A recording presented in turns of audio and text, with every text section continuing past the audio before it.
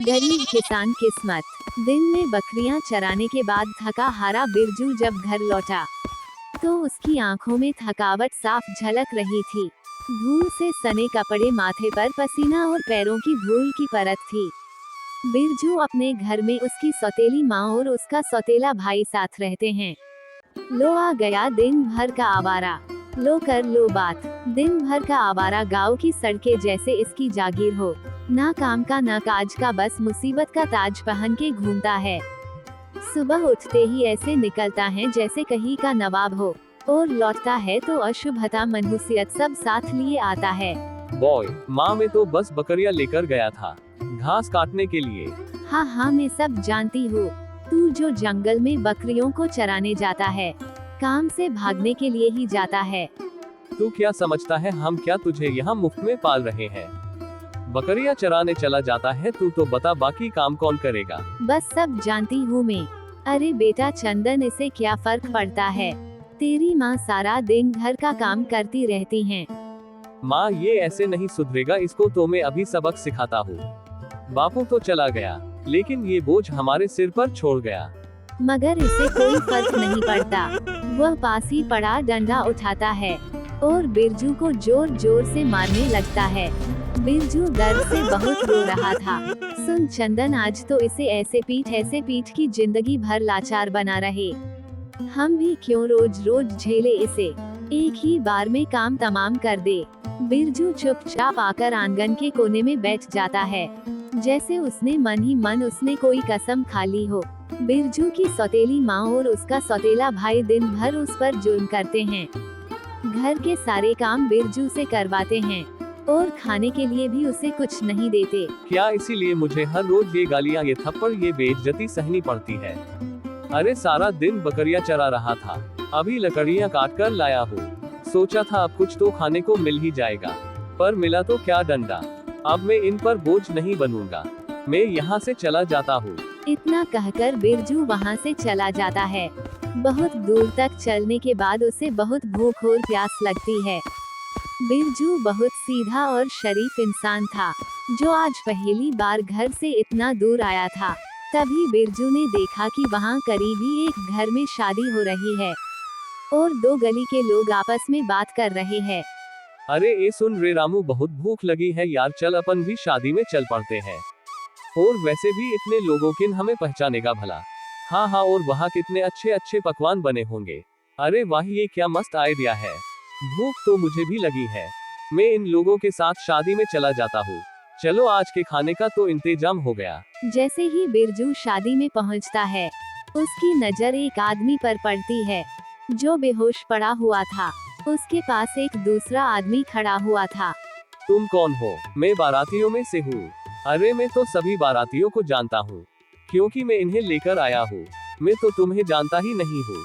मालिक मुझे माफ कर देना, मैं बहुत भूखा था तो खाने के लालच में शादी में चला आया, और तभी मैंने इस बेहोश पड़े लड़के को देख लिया। बेटा अब मेरी इज्जत तुम्हारे हाथ में है, तुम ही मेरी इज्जत बचा सकते हो। ये आप क्या कह रहे हो? भला मैं आपकी इज्जत कैसे बचा सकता हूँ? जिस लड़के को तुम बेहोश देख कर आए हो, वो मेरा ही बेटा है, और आज जो बारात यहाँ आए है वो उसी का दूल्हा है। हम उसकी शादी करने यहाँ आए थे, लेकिन उसे मिर्गी का रोग है। बेटा उसे 4-4, 5-5 घंटे होश नहीं आता है। अगर लड़की वालों को दूल्हे की सच्चाई पता चल गई तो वो अपनी लड़की की शादी नहीं करेंगे और बारात को खाली हाथ लौटना पड़ेगा। लेकिन मैं क्या कर सकता हूँ? थोड़ी देर के लिए दूल्हा बन जाओ और लड़की के साथ फेरे ले लो, उसके बाद मैं सब कुछ संभाल लूंगा। नहीं नहीं, ये तो बहुत गलत बात है। मैं तुम्हें इस काम के बदले 50 सोने की मुद्राएं दूंगा। जब बिरजू ने 50 सोने की मुद्रा की बात सुनी तो उसके दिल में लालच आ गया। ठीक है, मैं तैयार हूँ, बताएं मुझे क्या करना होगा। बहुत शुक्रिया बेटा, तुमने मेरी मुश्किल आसान कर दी। फिर बिरजू को दूल्हे के सुंदर कपड़े पहनाए गए। दूल्हा बहुत सुंदर लगने लगा। बारात के साथ वह लड़की वालों के घर पहुंचा, जहां उसके और लड़की के फेरे हुए। भाई साहब, हमारे यहाँ एक रस्म है कि लड़का और लड़की अकेले जाकर बड़ों की पूजा करते हैं। जब लड़की के पिता ने दूल्हे के पिता से यह बात कही तो वह भी मान गया। दुल्हन और दूल्हे दोनों को एक अकेले कमरे में भेजा गया। भूख के मारे मेरा बुरा हाल हो रहा है। आया ही था कि तुरंत फेरे करवा दिए, कुछ खाने का मौका ही नहीं मिला। क्या मेरे पिताजी के हाथ की बनाई गई वो मिठाई और गर्मा गर्म रोटियां पसंद नहीं आई? क्या उसमें प्यार की कमी थी या स्वाद नहीं था? अरे नहीं नहीं, ऐसी बात नहीं है। सब लोग बारात संभालने में लगे थे, किसी को याद ही नहीं रहा कि दूल्हे को खाना देना है। अच्छा तो ये बात है, पति से बढ़कर कौन सा देवता होता है? जो मिठाई पूजा की थाली में रखी है, आप वही खा लीजिएगा। फिर उसने इतनी जल्दी जल्दी मिठाई खाना शुरू किया कि मानो वह कई दिनों से भूखा था। फिर लता को शक हुआ, फेरी और बाकी की रस्में पूरी हो गई। फिर बिरजू बारात के साथ वापस चला गया। ये लो 50 सोने की मुद्राएं, अब तुम्हारा काम खत्म हो गया है, अब किसी दूसरे गांव चले जाओ। बिरजू खुशी खुशी चल पड़ा और सोचने लगा, मेरी तो किस्मत खुल गई, मुफ्त में खाना, मिठाई और 50 सोने की मुद्राएं मिल गई। अगले दिन जब असली लड़के को लड़की वालों के पास लाया गया, तो वही लड़की बोल पड़ी, पिताश्री मेरा यकीन कीजिए, ये वो नहीं है जिसके साथ कल मैंने फेरे लिए थे। अगर आपको यकीन नहीं है तो इसे और मुझे अकेले कमरे में भेज दीजिए, दूध का दूध और पानी का पानी हो जाएगा। लता को यकीन हो गया कि ये वही नहीं है जिसके साथ उसने फेरे लिए थे।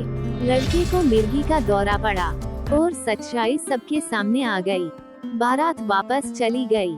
दूसरी तरफ बिरजू एक जंगल में पहुंचा, जहां उसे एक कुटिया मिली। वह एक साधु का आश्रम था। बिरजू ने अपनी सारी कहानी उन साधुओं को सुनाई।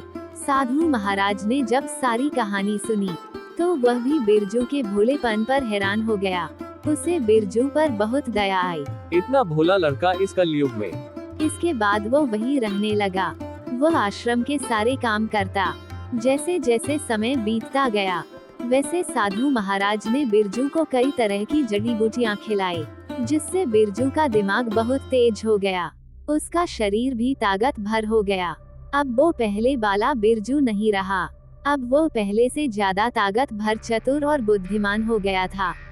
अब वो समय आ गया है। अब तुम्हें अपनी पत्नी के साथ अपना जीवन बिताना चाहिए। लेकिन वो तो उस दिन किसी और लड़के के साथ विदा हो गई थी ना? नहीं, वो लड़की उस दिन बारात के साथ नहीं गई। वो आज तक तुम्हारा ही इंतजार कर रही है, और आज के इस कठिन समय में उसे सबसे ज्यादा तुम्हारी जरूरत है। कैसे महाराज में समझा नहीं? बात ये है, जब लता की शादी होने वाली थी, तब उसके पिता ने एक सेठ के पास अपनी एक जमीन गिरवी रखी थी और कुछ पैसे उधार लिए थे।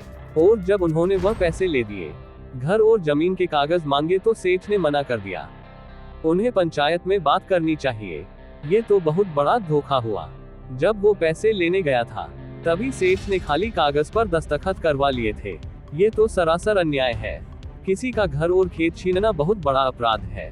मैं अभी वहाँ जाऊंगा और उनकी मदद करूंगा। बिरजू ने साधु महाराज से अनुमति ली और वापस गांव की ओर रवाना हो गया। वहां पहुंचकर देखा कि लड़की का परिवार एक बाग में डेरा डाले हुए है। जब वह बाग में पहुंचा, तो सबसे पहले उस लड़की की नजर उस पर पड़ी।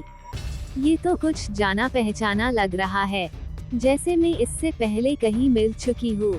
अरे ये तो वही है जिसके साथ मैंने फेरे लिए थे। बिरजू उनके पास आया और वह लड़की बिरजू से कहने लगी, क्या तुम मेरे एक सवाल का जवाब दोगे? अगर किसी दूल्हे को पूजा करते वक्त भूख लग जाए, तो लड़की को क्या कारण चाहिए? पूजा की थाली में रखा भोजन अपने पति को खिला देना चाहिए। तुम वही हो ना? हाँ, मैं वही हूँ जिसने तुम्हारे साथ फेरे लिए थे। पर तुम वहाँ से भाग क्यों आए थे? फिर वह सारी बात बताता है। मुझे सब पता चल गया है कि तुम्हारा खेत और घर कैसे छीन लिया है। अब मैं सब ठीक कर दूंगा। और फिर बिरजू सेठ के पास जाता है और कहता है, ओए सेठ, मेरे ससुर जी की जमीन और खेत के कागज वापस कर दे, वरना अच्छा नहीं होगा। अरे मैं तुझे क्यों दूं जमीन के कागज? सुन सेठ, कागज वापस नहीं करे तो मैं पुलिस को बुलाऊंगा, फिर तेरी अकल अच्छे से ठिकाने आ जाएगी। सेठ घबरा जाता है और उनके कागज वापस कर देता है।